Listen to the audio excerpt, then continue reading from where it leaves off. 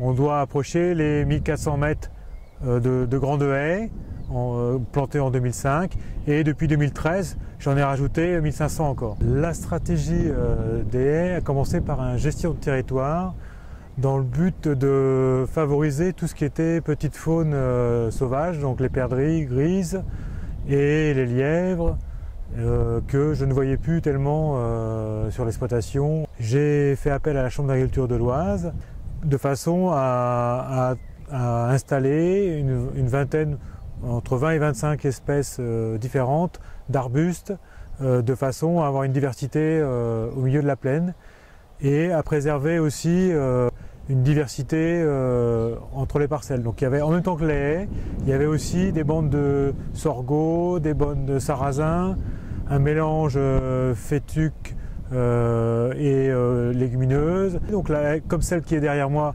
deux haies qui étaient en plein milieu de mon parcellaire, donc pour diviser le parcellaire en deux.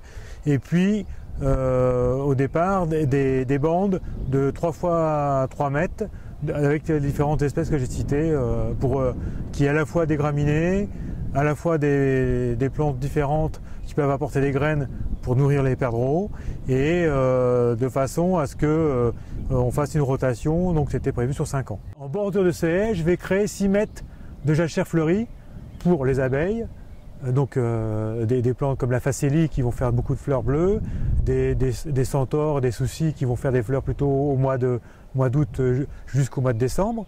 Le but c'est, j'implante quelque chose que je mets en place au mois de mars, après les semis de betteraves, après les travaux de la plaine, et ce que j'ai semé, je n'y touche plus jusqu'au mois de février l'année suivante. Je ne perturbe plus le biotope pour le petit gibier, mais aussi pour les insectes et pour tout ce qui vit à côté. Et dans la jachère fleurie, le but c'est d'éviter d'avoir beaucoup d'herbes qu'on ne souhaite pas, donc ce qu'on a en plaine et qu'on désherbe naturellement. C'est de dire je vais essayer de faire un effet couvrant, je vais essayer de rajouter du trèfle, je vais essayer de rajouter de la facélie parce que c'est ce qui sort le plus vite de terre, de façon à ce que le trèfle et toutes les autres légumineuses couvrent à ras du sol.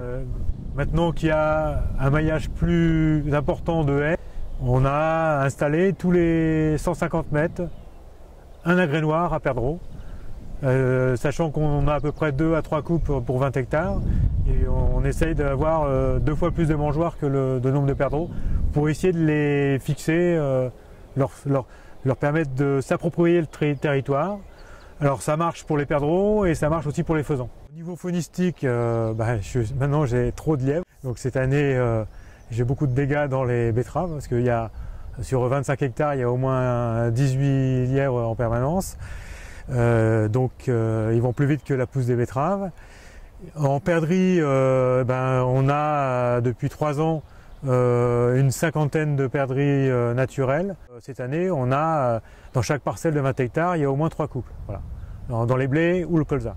À côté de ça, le côté environnemental pour essayer de mettre moins de produits chimiques, c'était aussi un des objectifs, c'était de comment lutter contre les limaces par les haies. De tout anti-limaces en 2000, je suis arrivé à que les fourrières l'année dernière. Et cette année, sur les blés, j'ai pas fait d'anti-limaces. Sur les colzas, j'ai fait que 18 mètres par précaution et prévention. Et sur les betteraves, j'ai 2 parcelles qui n'en ont pas eu. Dans la parcelle de culture, après travail du sol, donc avant le semis, on travaille le sol, il n'y a pas de limaces dans les premières semaines qui suivent la levée. Par contre, dans la parcelle de jachère fleurie, on s'aperçoit qu'il y a quand même des limaces.